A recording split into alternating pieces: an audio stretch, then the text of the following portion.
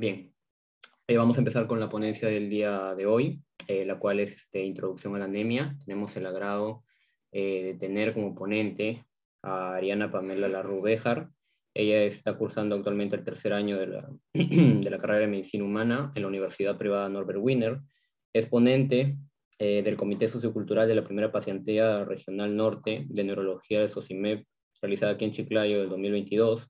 Es clown médico en Llevando Sonrisas y también es creadora de videos educativos en SIEM. Y bueno, ya habiéndola presentado, hola Ariana, ya puedes comenzar tu ponencia. Buenas tardes. Buenas tardes con todos. Muchas gracias por la invitación, muchas gracias por la presentación, Fabricio. El día de hoy voy a dictar Introducción a la anemia. ¿Ya? Vamos a empezar primero hablando de la producción de los eritrocitos. En la producción de los eritrocitos vamos a tener dos fases muy importantes que van a ser una la intrauterina y otra la extrauterina. Dentro de la intrauterina vamos a encontrar a la fase mesoblástica, a la fase hepatoesplénica, a la fase medular. Y en la extrauterina mayormente va a ser de la médula ósea, en el caso de niños y adultos. Pero vamos a empezar primero por la intrauterina. Dentro de la intrauterina vamos a tener que va a durar semanas. En este caso, la primera semana, la segunda semana y la tercera semana. Que esto lo aplicaríamos como que es el primer trimestre. Entonces, dentro del primer trimestre del embarazo se va a hacer la fase mesoblástica, de la producción de eritrocitos. Ahora, la fase mesoblástica, ¿dónde comienza? Comienza en el saco vitelino. Entonces, ¿qué me va a formar esto? Me va a formar la célula madre hematopoyética primitiva, que como es una célula madre hematopoyética primitiva, lo que me va a dar va a ser eritroblastos primitivos. Y ahora, estos eritroblastos ya van a ser eritrocitos, pero van a ser eritrocitos nucleados, como también lo mencionan en los libros de Guyton, en los libros de fisiología, vas a encontrar que dicen eritrocitos nucleados. Ahora viene la pregunta que nosotros nos hacemos, ¿no? Si es un eritrocito, forma hemoglobina, pero un eritrocito nucleado que viene de una célula madre hematopoyética primitiva, los eritroblastos primitivos, ¿van a poder formar un tipo de hemoglobina? ¿Ustedes qué creen? A ver, pónganme en el chat, para poder así hacer la ponencia un poco más didáctica y no sea todo así. ¿Creen que este eritrocito nucleado va a poder formar hemoglobina?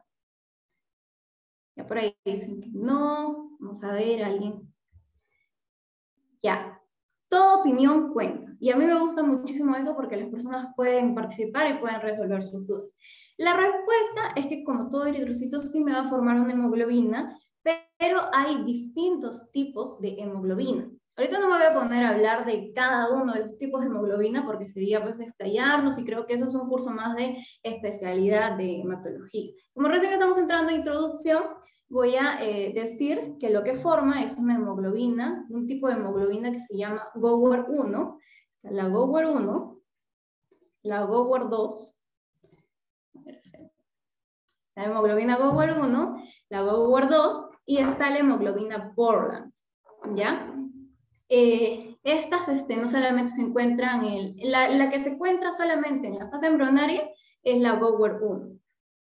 Y acá en este primer trimestre, que dura de entre la primera, segunda y tercera semana, me va a dar la hematopoiesis intravascular, que también se le dice hematopoiesis primitiva.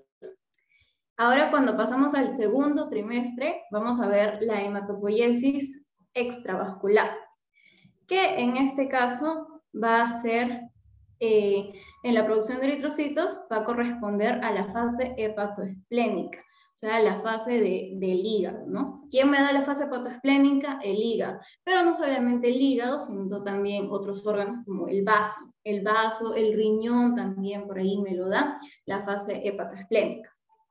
¿Esta entre qué semanas va a ser? Entre la cuarta, quinta, sexta semana.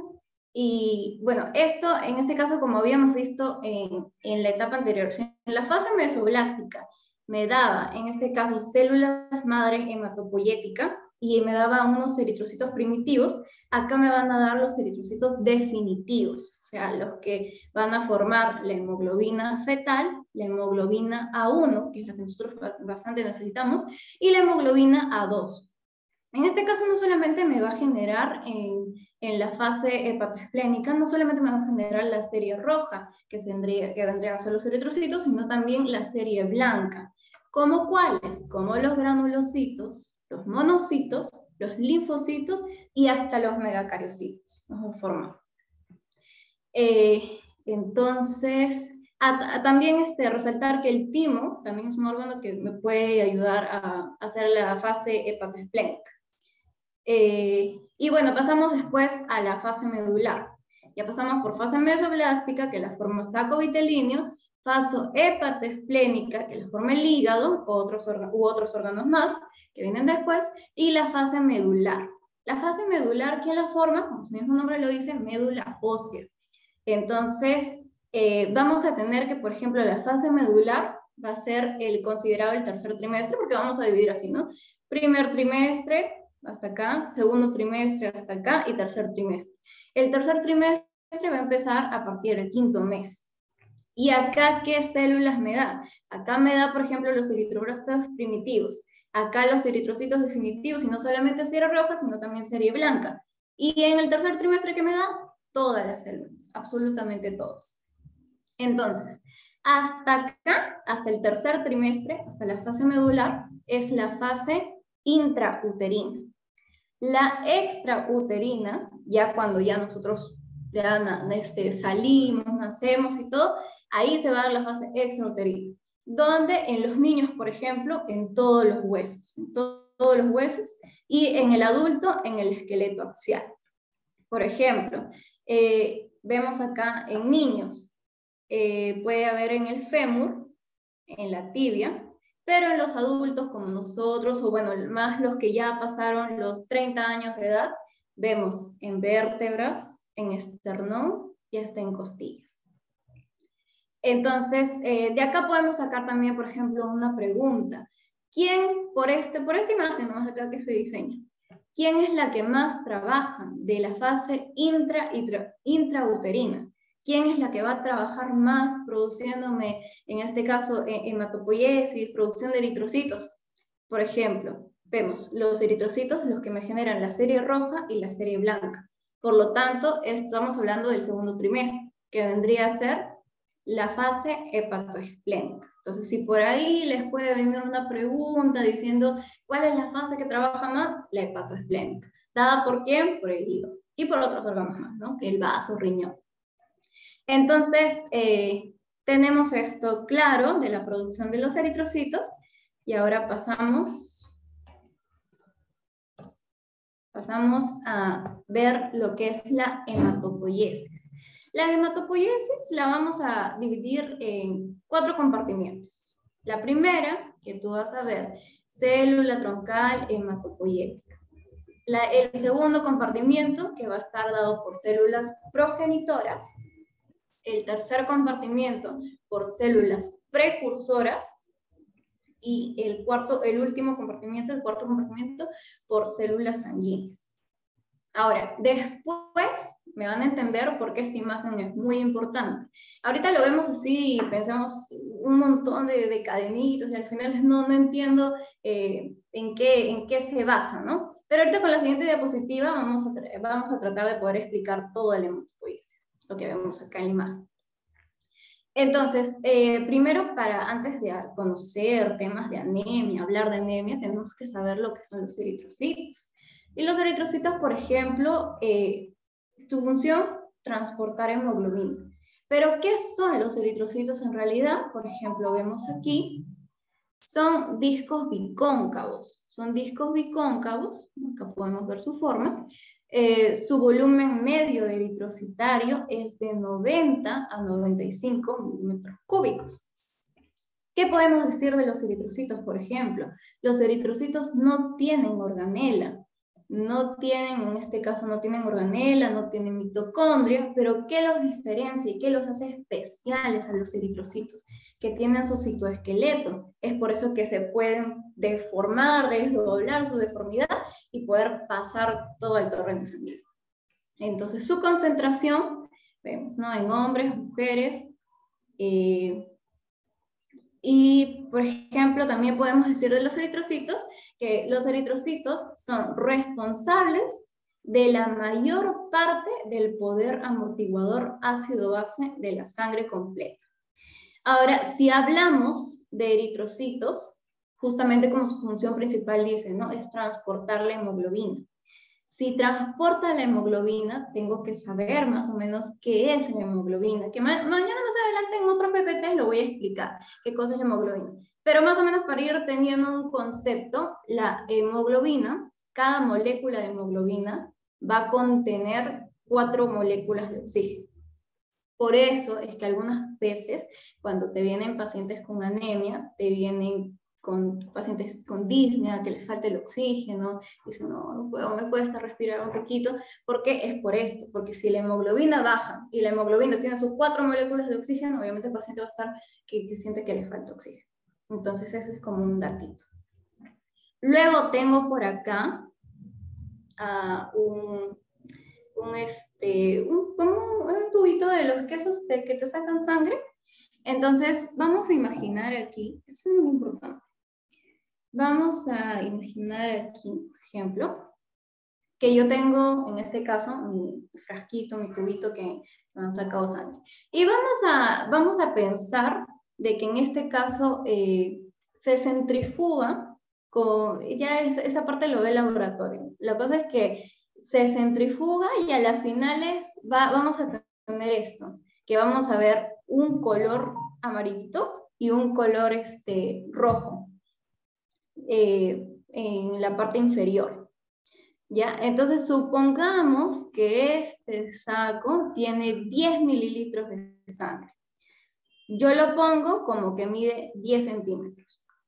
Entonces tengo acá la parte que que corresponde en este caso al plasma, el otro que viene a ser los eritrocitos, y por último, los leucocitos, ¿no? Esta partecita así chiquitita que vemos ahí.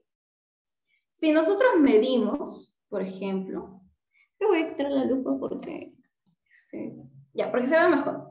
Nosotros medimos, por ejemplo, disculpen que recién estoy aprendiendo a utilizar el Zoom, así que no me vayan a odiar por ahí. Bueno, si nosotros medimos por acá, por ejemplo, de aquí a aquí, podemos contar que puede ser 5,5 centímetros. Puede ser, de 10 centímetros. De acá podrá medir unos 4,5 centímetros, por ahí. Y este que queda mediría 1 centímetro. Ahora, cabe resaltar que de lo que hemos medido, por ejemplo, el 4,5 lo puedo yo convertir como un 45%. Y este 45% vendría a ser el hematocrito. El hematocrito, ¿por qué? Porque ¿qué es el hematocrito? Vemos aquí, por ejemplo. El hematocrito es la proporción, concentración de los glóbulos rojos, o sea, de los eritrocitos de los hematíes, en la sangre. Entonces, por eso es que el hematocrito me mide un aproximado de 45%. Es por esa razón, el hematocrito. Entonces ya tenemos otro dato por ahí. Luego tenemos, por ejemplo, a las plaquetas y a los leucocitos.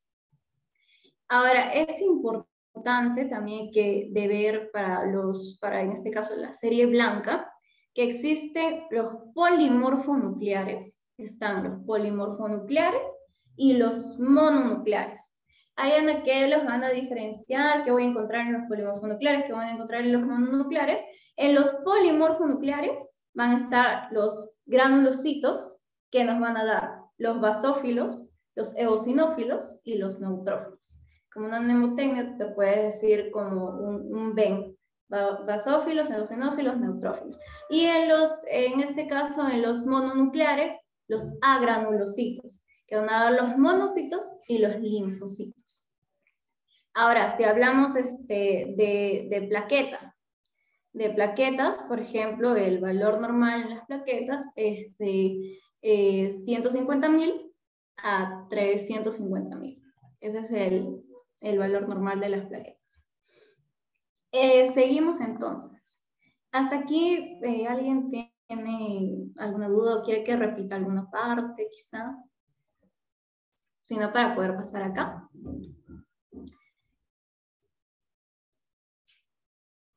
Bueno, ya en este caso pasando, gracias Diego Polanco. En este caso, pasando aquí, tenemos, ¿no? Como decíamos, los basófilos, los eosinófilos y los neutrófilos. Ahora, cada uno va a tener también una característica. Por ejemplo, los neutrófilos, es importante saber que van a ayudar mucho en la fagocitosis. Mañana más adelante, no sé si habrá gente de ciencias básicas o algunos quizás de ciencias clínicas, pero aquellos que todavía no han llevado el curso de inmunología, en inmunología van a ver los neutrófilos y los linfocitos. Se les van a hacer súper preguntado el tema de los linfocitos, que no solamente van a encontrar linfocitos B, sino también linfocitos T. Esto les va a ayudar más o menos como para hacer un paréntesis, porque pues es introducción a la anemia y no inmunología, pero si por ahí quieren saber un datito, el linfocito se va a encargar de reconocer lo que es propio tuyo. Cuando veas en este caso la primera clase de inmunología o la segunda clase que te van a dar, te van a decir como que hay células que lamentablemente tienen que ser reconocidas como tuyas.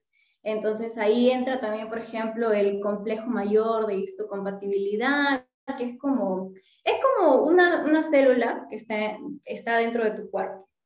Entonces esa célula tiene que ser reconocida. Quien lo va a reconocer es el linfocito. Entonces es como que viene una célula y, por ejemplo, aparece una célula que es mía, en este caso, que sería mi botella de agua. Entonces, yo tengo mi botella de agua y los linfocitos, en este caso, tienen que reconocer que esta agua, que esto es mío. Y si no es mío, lo manda a fagocitar.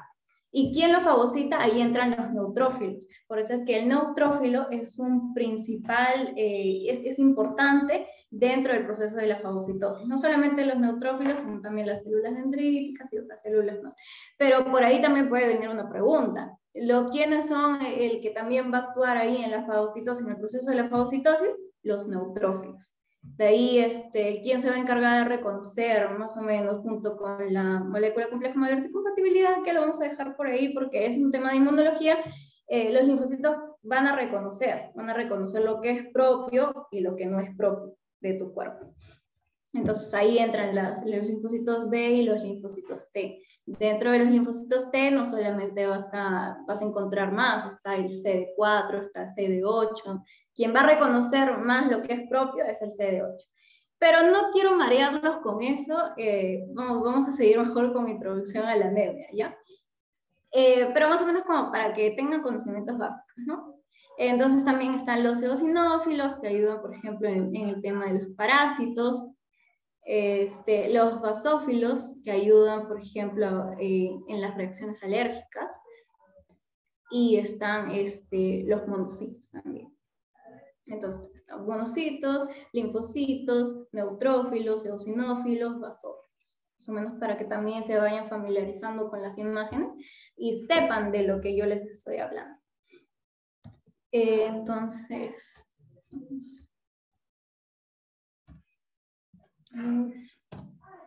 Ya.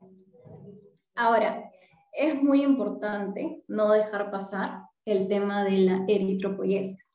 Primero me gustaría que, yo sé que ven acá eritropoiesis y eritropoietina, pero quiero que se concentren primero en eritropoiesis, porque es lo que vamos a comentar.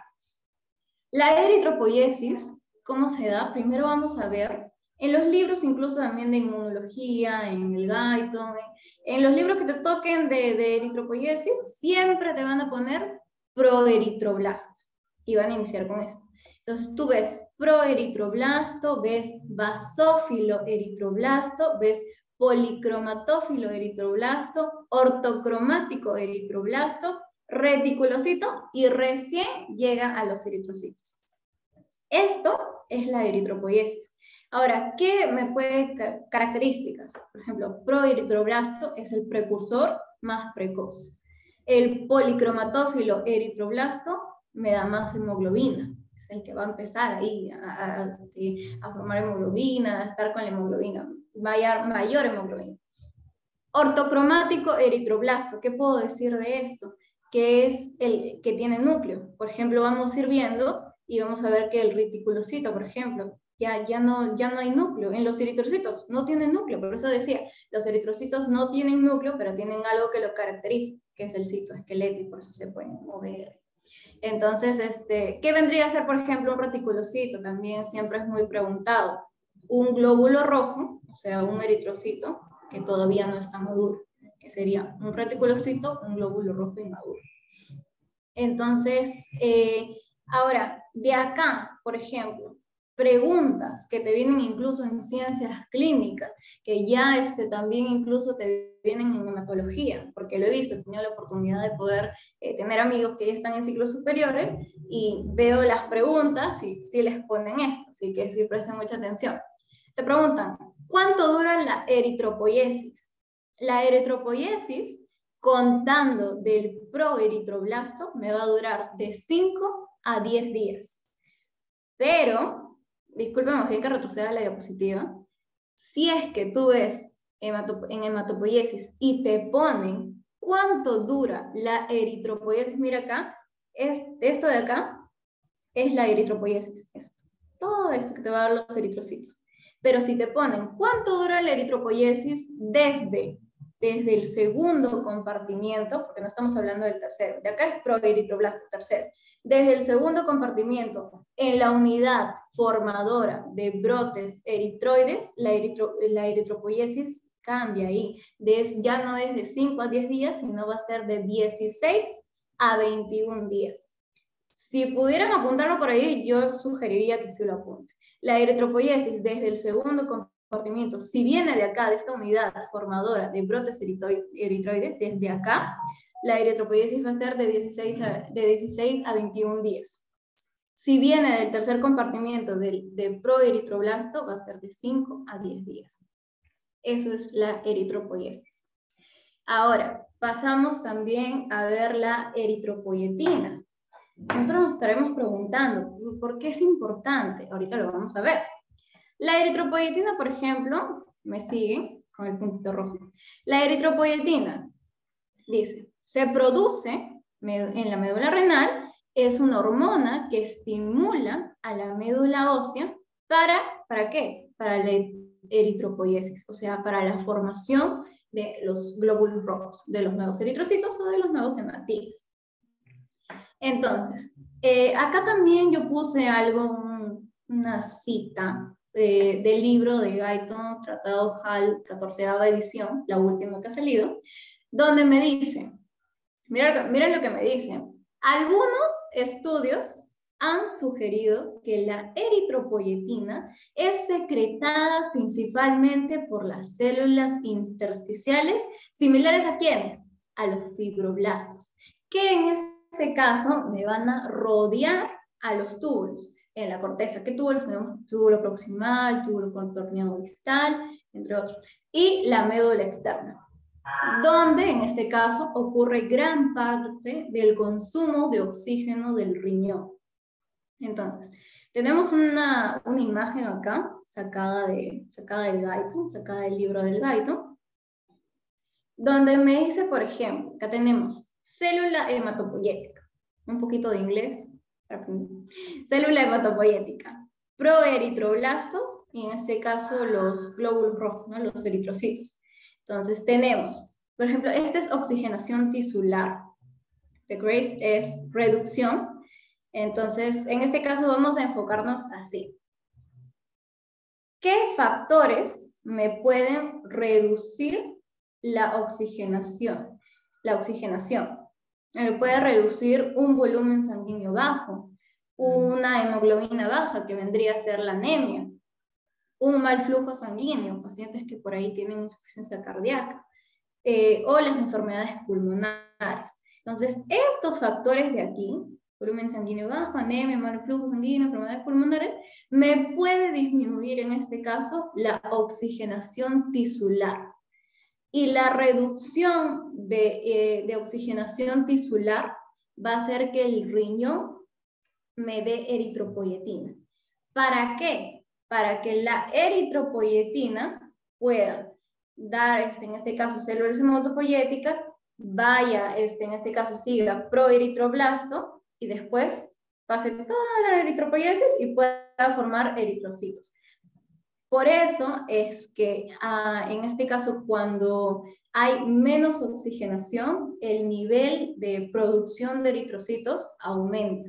Es por esa razón. Por eso que tú vas a encontrar también en el libro del Guyton, cuando te explica durante la eritropoyetina, incluso con esta imagen te va a decir, personas en altura, personas que tienen, en este caso, disminución de la oxigenación tisular, me va a aumentar la producción de los eritrocitos. Es por esa razón. Y por eso es que ahí yo les pongo, ¿no? La oxigenación tisular es el regulador más importante de la producción de los eritrocitos. Por eso es que yo pongo eso. Entonces, sigo avanzando. Tenemos, por ejemplo, ya habíamos dicho que la hemoglobina tiene, por ejemplo, cuatro moléculas de oxígeno por dentro. Pero vamos a hablar más a fondo. ¿Cuánto hay de total de hemoglobina? 34 gramos por decilitro. 34 gramos por decilitro. Por cada un gramo de hemoglobina, 1,39 de oxígeno, de O2. Vamos a, más que nada, enfocarnos en el tema de las anemias, de cómo afecta las anemias. La hemoglobina normal para un adulto, para un varón adulto, en el caso de los varones, en el caso de los hombres, va a ser 13 gramos por decilitro. Por lo tanto, un número menor a 13 gramos por decilitro en el varón me vendría a ser un tipo de anemia, ¿no?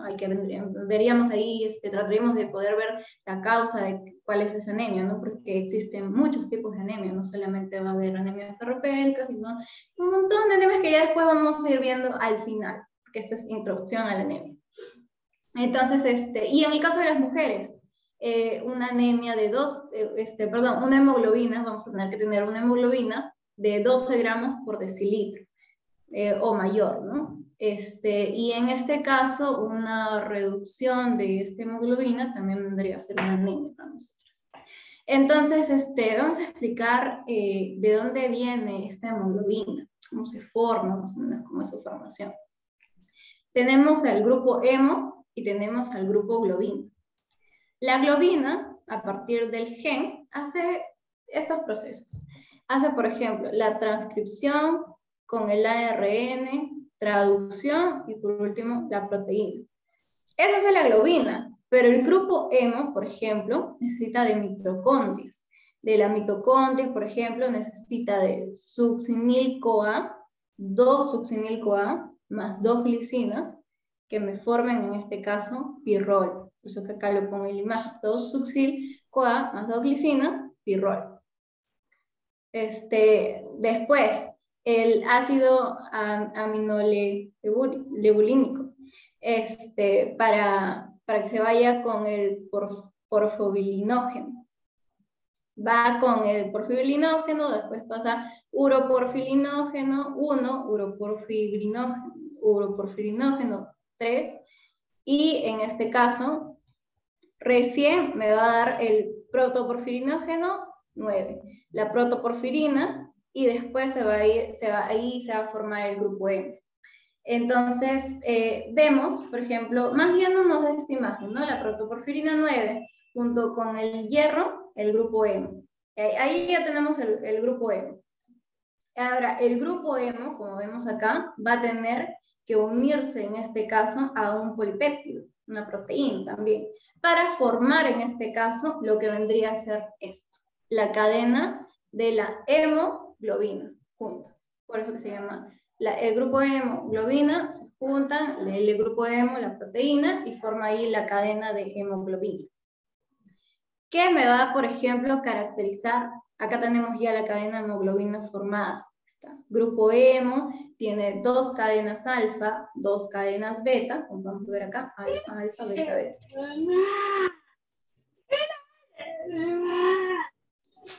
Pueden ayudar, por favor, silencien el micrófono. Gracias. Entonces tenemos la cadena completa, ¿no? Hemoglobina.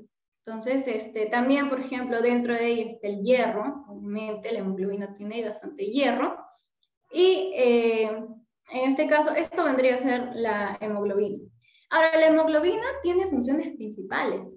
Entonces, una de sus funciones principales es el transporte de gases. ¿Qué gases me va a transportar? Me puede transportar el gas, en este caso, el O2, el oxígeno, el dióxido de carbono y el monóxido.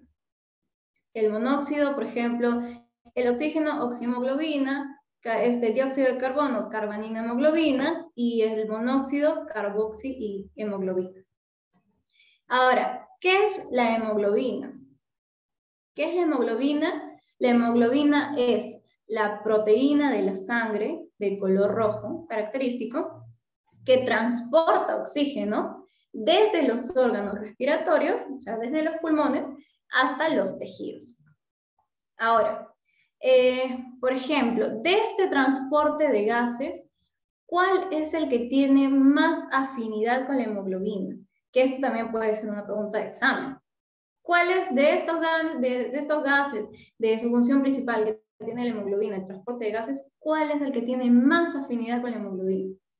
A ver, de estos 3, ¿cuál creen que sea?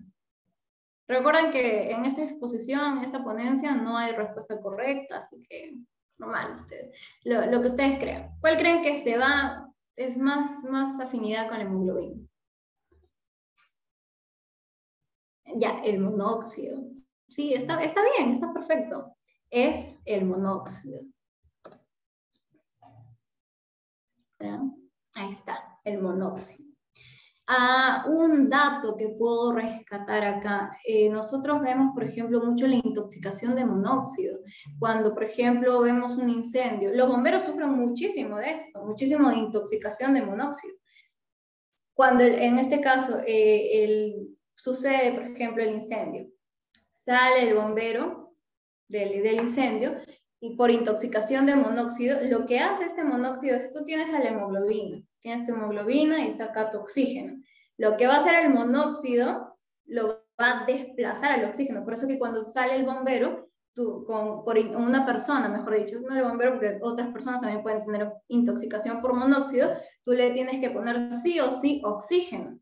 ¿Para qué? Para que el oxígeno bote a ese monóxido y pueda regresar así a estar juntito con la hemoglobina y la persona puede estar bien ya, pueda respirar mejor, tenga oxígeno.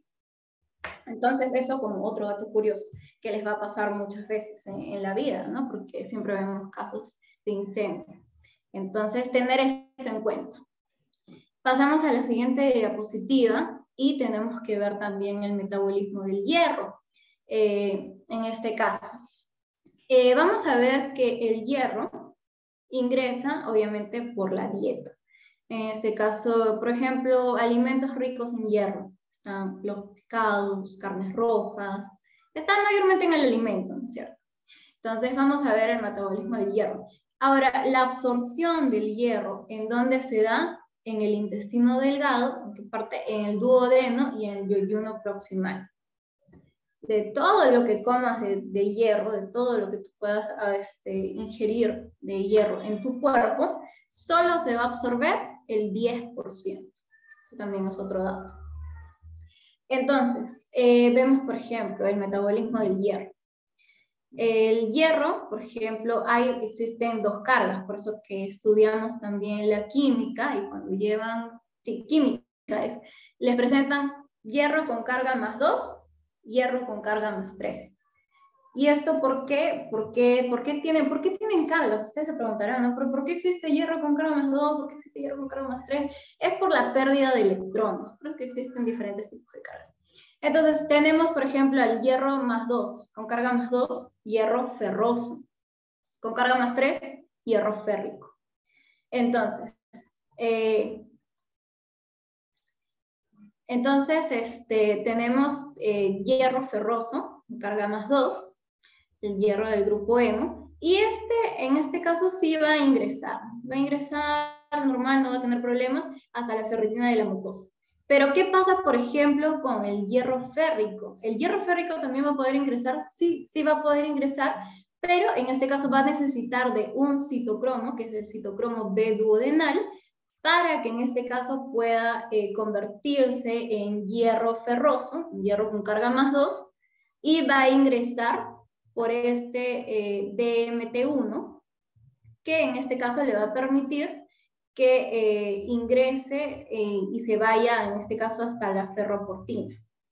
Ahora, la ferroportina va a ser como una supuesta puerta de entrada para el hierro. Por eso mismo dice también como ferroportina, una puerta, ¿no? El hierro tiene que pasar por ahí.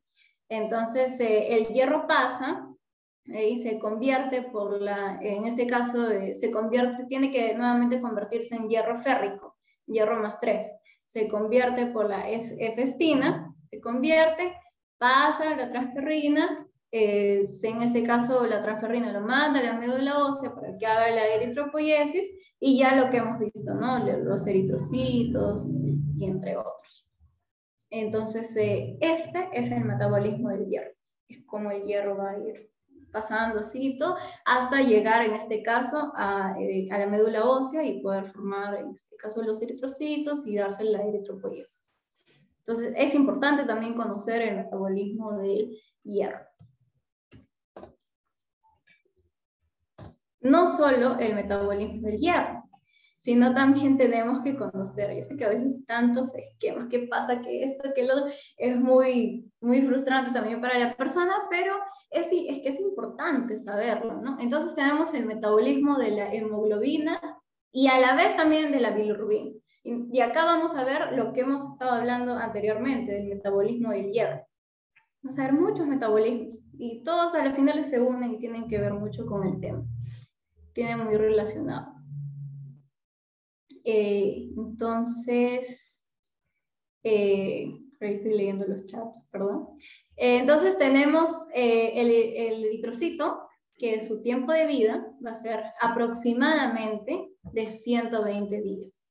Pasa, se destruyen los eritrocitos, en este caso el sistema retículo endotelial manda a fagocitar, lo que yo te decía en diapositivas anteriores. Viene en este caso célula que fagocita, y ahí no solamente vas a encontrar en este metabolismo de la hemoglobina, no solamente pasa esto, sino también va a aparecer el grupo hemo y el grupo globina, que ya lo habíamos estado hablando en la formación de la hemoglobina. La globina se va a ir a formar con aminoácidos, va a formar sus proteínas, la globina la dejamos tranquila. Vamos a concentrar en el grupo hemo, con el grupo hemo. Va a ser degradado por la hemooxidasa y me va a dar, en este caso, el CO, el monóxido, la biliverdina y el hierro ferroso con carga más 2. Esto va a pasar, ya lo que hemos visto, ¿no? La transferrina lo va a transportar y a la final me va a dar la eritropoiesis. La eritropoiesis se va a ir por el torrente sanguíneo, va a circular, va a tener su tiempo de 120 días y después se va a fagocitar.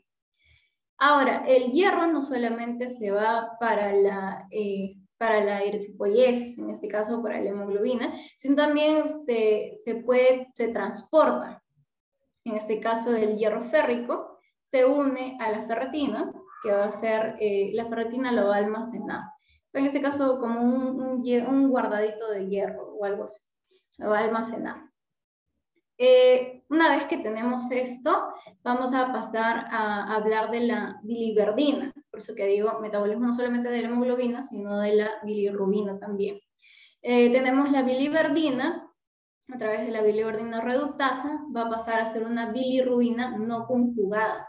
Esta bilirrubina no conjugada, tenemos que es insoluble. Entonces, como es insoluble, va a necesitar de un transportador. En este caso el transportador vendría a ser la albúmina.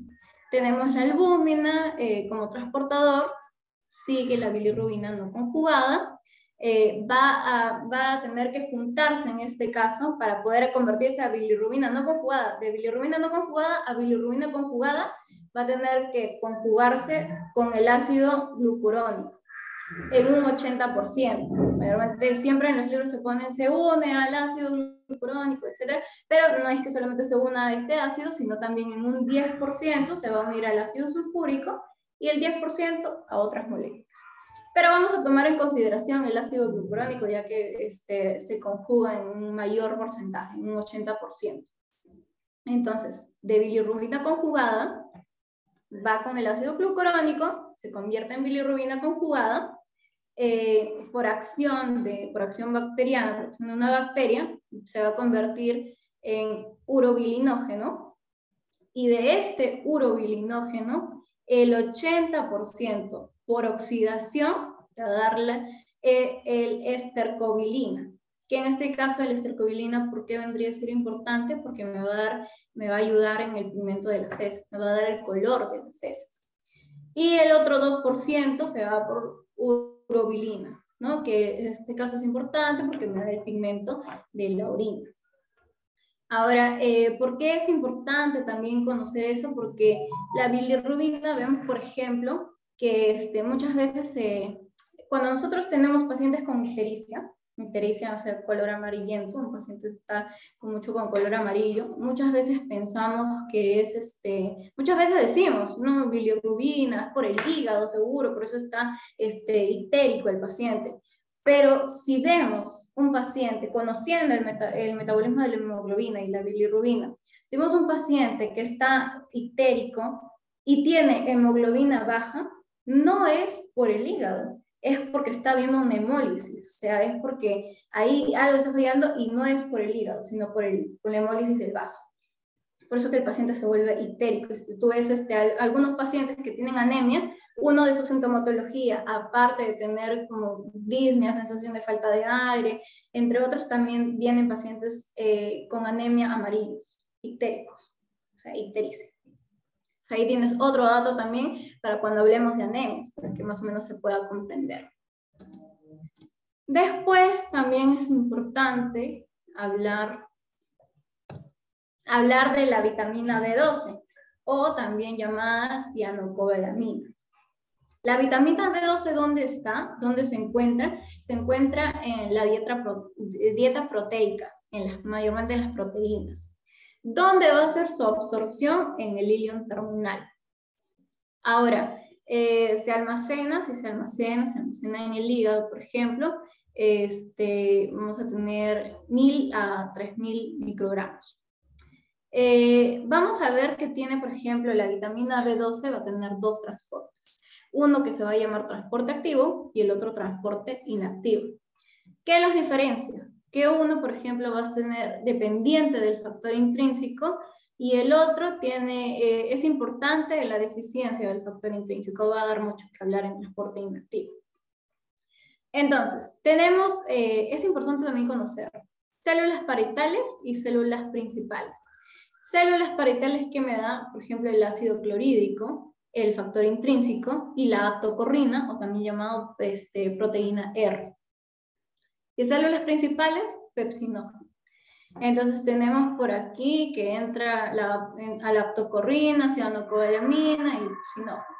Está ahí, en este caso, la cianocobalamina, la vitamina B12, en este caso, gracias al ácido clorhídrico, junto con el pepsinógeno, me va a dar la pepsina. Entonces, gracias a esto pueden entrar, ¿no? La cianocobalamina está acá con la pepsina, luego estos transportes se unen, en este caso, a la aptocorrina, la vitamina B12 con la aptocorrina, con la proteína también llamada proteína R, y se transporta. Se transporta, y en el intestino delgado, gracias a la secreción pancreática, va a hacer que la cianocobalamina, o sea, la vitamina B12, se separe de la proteína de la aptocorrina. Se separa. La vitamina B12 está libre. Pero acá es donde se va, en este caso en el intestino delgado, es donde se va a unir con el famoso factor intrínseco. Entonces se une el factor intrínseco y por acá almacena, en este caso, como habíamos dicho, almacena en el hígado 1000 a 3000 microgramos. Ahora, hacemos, por ejemplo, un zoom, digámoslo así, en esta partecita y tenemos la vitamina B12 junto unida al factor intrínseco. Tenemos esto y ¿cómo es que va a pasar? Va a pasar por la cubilina. Y pasa por la cubilina y tenemos ya la vitamina B12 separada del factor intrínseco. Es un receptor la cubilina, cabe resaltar ahí. Y para que esté dentro del torrente sanguíneo, que va a necesitar a la transcobalamina. Entonces está en la transcobalamina y tiene esta vitamina B12 unida a la transcobalamina. Entonces eso es lo que va a pasar en la vitamina B12. Pasamos y también tenemos que hablar no solamente de vitamina B12, sino también de la B9. Y ahora, estas vitaminas que yo les estoy hablando, ustedes me dirán, ¿no? Pero ¿qué tiene que ver esto con la anemia? Sí, ¿no? O sea, es una cadena, pero ¿qué hace esto con la anemia? Y es que la vitamina B12 junto con la cianocobalamina, con la vitamina B9, o con el ácido fólico también llamado ácido fólico, me van a ayudar en la maduración de mis eritrocitos. Entonces ahí también podemos, un fallo entre estas vitaminas que no maduren bien mis eritrocitos, también me puede generar una anemia. Entonces, en este caso mañana, más adelante en las diapositivas, voy a mostrar una diapositiva en donde habla también de un déficit en estas vitaminas. Por ejemplo, déficit de vitamina B12 o déficit de vitamina B9, una anemia megaloblástica, una anemia macrocítica. Más adelante lo vamos a hablar en las próximas diapositivas. Entonces, teniendo en cuenta también a resaltar vitamina B9, ¿no? De la vitamina B9, su absorción, por ejemplo, va a estar en el duodeno y en el yeyuno proximal, igual que el hierro, ¿no? Podemos acordarnos por ahí dónde es su absorción, lo asociamos al hierro y ahí tenemos duodeno y yeyuno proximal. Transporte. Por ejemplo, transporte activo, pH dependiente, y en este caso, este transporte va a ser muy saturado, se va a saturar. Tenemos, la vitamina B9 es un poquito más fácil de recordar. El recorrido es así, entra el ácido fólico, puede entrar el folato, están acá, bueno, acá no pasa nada. En el intestino delgado recién, por ejemplo, el ácido fólico puede irse solito, puede desplazarse y ya, llegó, no pasa nada con el ácido fólico. Pero cuando tienes folato, tienes que en este caso convertirlo a ácido fólico. ¿Cómo lo conviertes? A través del GCP2, que en este caso vendría a ser el glutamato carboxipeptidasa 2, con una forma, en este caso, monoglutámica. Para convertir, para que llegue hasta dónde, hasta el 5-metil tetrahidrofolato. Tiene que llegar a esto para que se transporte con la albúmina y tengas acá el 5-metil tetrahidrofolato con la albúmina. Que eso se vaya al torrente sanguíneo. Entonces, tenemos vitamina B9, vitamina B12, ya conocemos esto. Ahora, propiedades del ácido fólico y propiedades de la vitamina B12. Acá les he puesto, por ejemplo, el ácido fólico, la vitamina B9, nos dice para leerlos juntos. Después de todo lo que hemos aprendido, después de todo lo que sabemos, ahora leemos. Por ejemplo, es necesario para el crecimiento y la renovación de los huesos, para la piel, el cabello y de todas las células, sangre, etc. Necesario también ¿para qué? Para las uñas, cabellos, piel. Protege la salud, por ejemplo, del corazón, a reducir la homocisteína, altos requerimientos en el embarazo, lactancia, niños jóvenes, claro, porque puede generar anemia también. Su déficit produce cansancio, ahí está, la anemia, y en este caso, esto es las propiedades que nos puede ayudar el ácido fólico. Por la otra parte, propiedades de la vitamina B12, por ejemplo. vemos necesaria para la formación de glóbulos rojos, sí, de los eritrocitos, junto con ácido fólico, el hierro, también que habíamos estado hablando en las diapositivas anteriores, es necesario para el corazón, mejora la salud del corazón, evita la mala circulación. Su déficit, un déficit de vitamina B12 nos puede provocar anemia. ¿Qué tipo de anemia? La megaloblástica. Y bueno, se recomienda que las personas vegetarianas, por ejemplo, aquellos que tienen tíos, primos, sobrinos, conocidos, amigos que son vegetarianos, recomiéndenle que por favor tome sus suplementos de vitamina B12. ¿Por qué? Porque pueden generar no solamente un tipo de anemia, sino un montón de complicaciones en la salud. ¿Por qué? Por un déficit de vitamina B12. Entonces, ¿por qué? Porque habíamos hablado también que la vitamina B12 se encontraba en este caso en los alimentos proteicos, en los alimentos de carne roja. Los vegetarianos no comen carne, entonces los vegetarianos sí van a tener buen ácido fólico, pero no vitamina B12. Y ahí puede entrar en un tema en este caso, generar otro tipo de enfermedades que tengan que ver con el déficit de vitamina B12. Entonces, bueno, ya. Para los que están interesados, obviamente, en poder conocer anemias, ¿no? Porque he visto que en el flyer de diciembre de la publicación, justo ahí comentaban, ¿no? ¿Te gustaría saber un poco más de la anemia? Y yo decía, pero es introducción a la anemia. Pero bueno, les he traído un poquito de todo, ¿no? Para que conozcan, para que puedan entender cómo es todo este tema de la anemia, de la disminución de la hemoglobina, en este caso, y también para que puedan conocer un poquito de lo que es anemia. Entonces, anemia, por ejemplo, podemos definir como un nivel bajo de hemoglobina, o también un nivel bajo de producción de los eritrocitos, también podría ser una definición de anemia. Pero más que nada es el descenso de hemoglobina, ¿no? Baja hemoglobina. Entonces, observaciones que yo puedo, en este caso, ver en un hemograma, un análisis de sangre.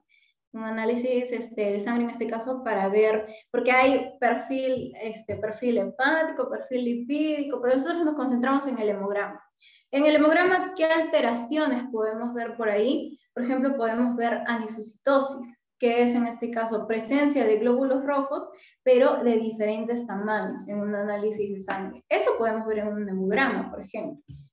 De ahí, ¿qué otra cosa podemos ver? Lo que es la macrocitosis, que en este caso son glóbulos rojos que tienen un tamaño mayor que lo normal. Ahí están las anemias macrocíticas, por eso vienen de acá, de macrocitosis. Luego podemos tener hipocromía, que en este caso serían los glóbulos rojos que tienen un menor color de lo normal. O sea, no van a ser tan rojos, sino tienen un color menos. Luego, acá lo interesante y lo que a todo el mundo le emociona cuando hablamos de anemia. Tenemos el hemograma. De hecho, en el hemograma no solamente vamos a ver esto, sino vamos a ver un montón de cosas más que podemos sacar para descartar tipos de anemia. Pero lo que yo quiero enseñarles y con lo que quiero que se vayan a sus casas aprendiendo es con esto. El volumen corpuscular medio, en este caso la hemoglobina corpuscular media, y la concentración de hemoglobina corpuscular media del eritrocito.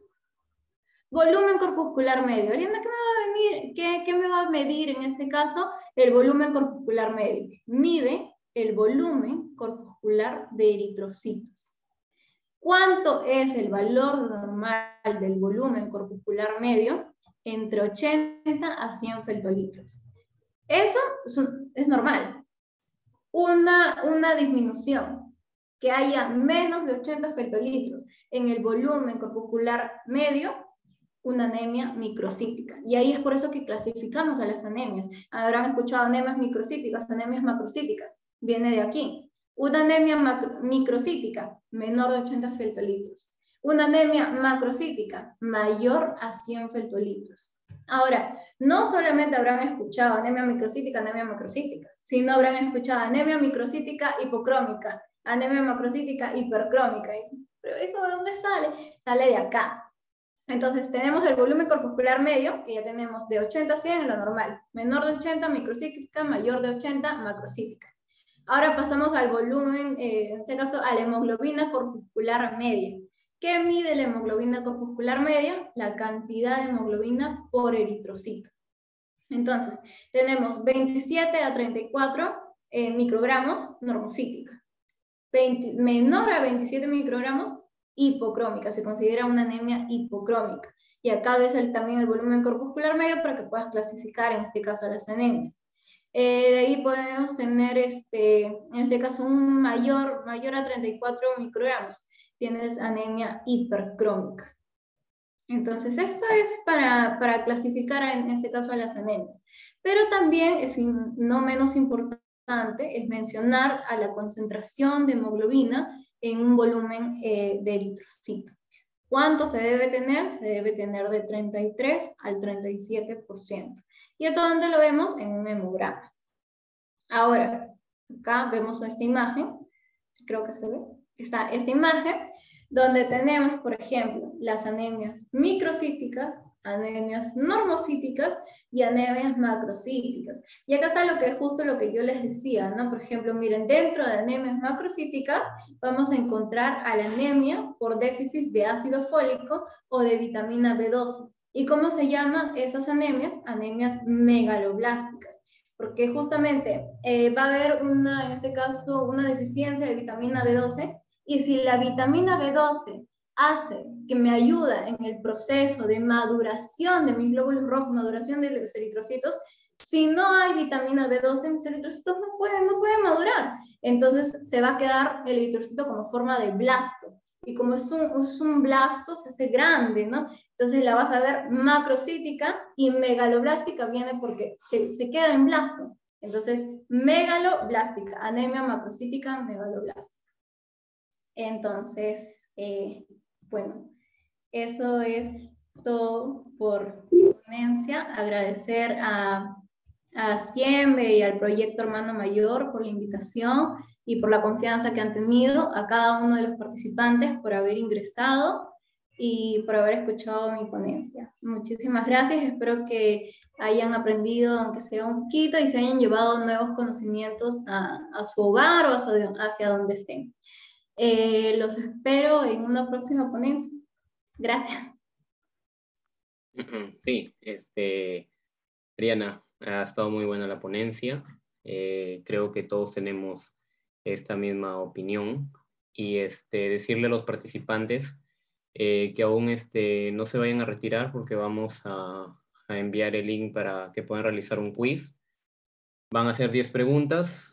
Todo va a venir de lo que has explicado. Ha quedado muy claro conforme han ido pasando las diapositivas y todo lo demás.